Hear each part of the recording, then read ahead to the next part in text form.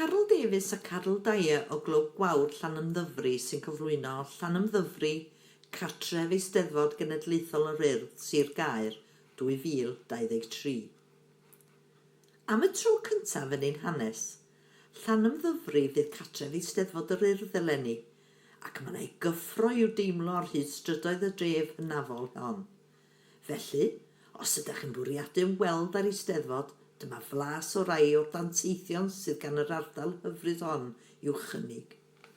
Wrth i chi gyrraedd maes parcio'r dref, fe ddowch wyneb yn wyneb ar castell a Llywelyn ap Gruffydd fychan ei hun.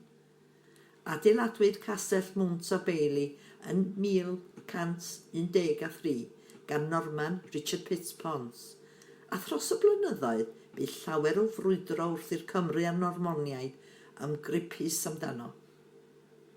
Gerllaw, mae cofeb drawiadol Llywelyn ap Gruffydd fychan, gŵr fi'n ceisio twyllo brenin Ari'r Pedwerydd mwyn i Owain Glyndŵr cael cyfle ddianc i Wynedd, ond collodd y brenin ei ymynedd, a gorchmynodd i Llywelyn gael ei lusgo i Llanymddyfri.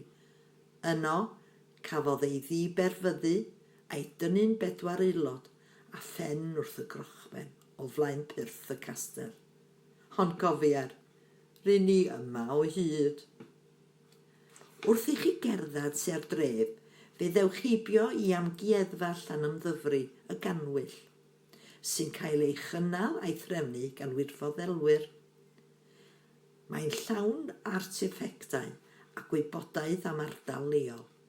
Mae enw y Ganwyll yn cysylltu'n uniongyrchol ac un o enwogion y dref, sef y Vicar Pritchard, cleregwr a bar ddanwyd yn Llanymddyfri yn 1579. Cyhoeddwyd lawer o gerddi ar themau crefyddol ac ar enwocaf yw Canwyll y Cymru.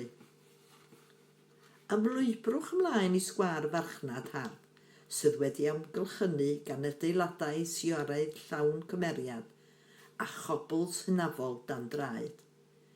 Cair amrywiaeth o siopau lleoedd i fwyta ac yfed, ac mae'n ardal wastad sy'n ei gwneud yn hygyrch iawn i bawb. Daeth Llanymddyfri yn ganolbwynt i'r porthmyn gan fod nifer o lwybrau'r porthmyn yn pasio drwy neu'n agos i'r dref.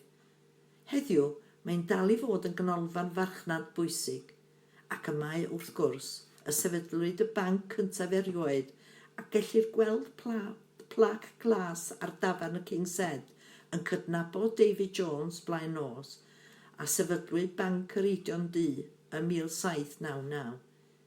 Unwaith yn barod ei gyngor i'r porthmyn oedd y Vicar Pritchard a dyma pennill bach. Os dwyt borthman, delion onest, tal yn gywir am y gyfaist. Cadw dair na ffordd a ddewid, gwell na gair mewn cod i'w credyd. Mae'r porthmyn dal yn gyfarwydd yma'n Llanymddyfri, oherwydd dyna'r enw sydd ar ein tîm rygbi lleol, clwb oedd yn aelod sylfaenol o Undeb Rygbi Cymru. Wrth gerdded o amgylch, byddwch yn siŵr o sylwi ar goleg Llanymddyfri a sefydlwyd yn 1847. Mae'r rhestr faith o Gymru enwog wedi derbyn ei addysg yno yn ser yr y byd rygbi, haneswyr, cerddorion, actorion a llawer mwy. Ar fryn uwchben y dre, saif eglwys Llanfair ar y bryn, ac fe fyddwch yn medru ei gweld o faes yr Eisteddfod. Yno yn y fynwant, mae bedd y per caniadydd, ein hymynydd enwocaf, ganwyd William Williams yng nghefn coed ym mhlwyf Llanfair ar y bryn yn 1717, ac o 1748 bu ef a'i wraig Mali yn byw y fferm Pant y Celyn. Ychydig o filltirodd y tu allan i Llanymddyfri ym Mhentre Ty Gwyn. Mae ddisgynyddion yn byw ym Mhant y Celyn hyd heddiw. O fewn muriau'r eglwys mae cyfle i fyfyrio ac arsylwyr ffenestri lliw arbennig o waith John Peets. Tra yn yr ardal, beth am ymweld ar ardaloedd diddorol gerllaw.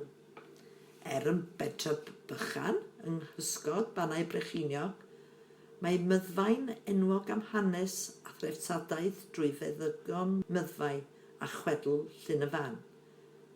Beth am alw heibion ganolfan gymunedol a chalpanau ac yn air siop llawn o nwyddau Cymreig. Os trowch eich sylw i gyfeiriad cynghordy, fyddwch ar draws traffont harddaf Cymru. Pont rheilffordd a gafodd ei adeiladu yn 1867 i 1868 yw traffant cynghordy. Mae ganddi 18 bwa yn ymestyn dros 305 metr o hyd a 33 metr o uchder ac yn wir yn werth ei gweld. O gynghordy anelwch tuag at Llanymddyfri ac at warchodfa adar dinas, ac yno hefyd mae Cyddfan Twm Sio Cati, Lleidr Ffordd Penwocaf Cymru. Cymeriad dirreidus a lwyddodd i dwyllo'r cyfoethog bydd y rai angenus. Parchusodd erbyn diwedd ei oes a dod yn faer Eberhonddu. Ychydig o filltiroedd i'r gogledd o ogof Twm Sio Cati, mae Llyn, Brianne, ardal dawel, hudolus a ffrydfer. Adeiladwyd cronfa ddŵr Llyn Brianne ar ddiwedd y 60au a dechrau'r 70au yn bennaf i ddiwallu anghenion Abertawe a'r Cylch.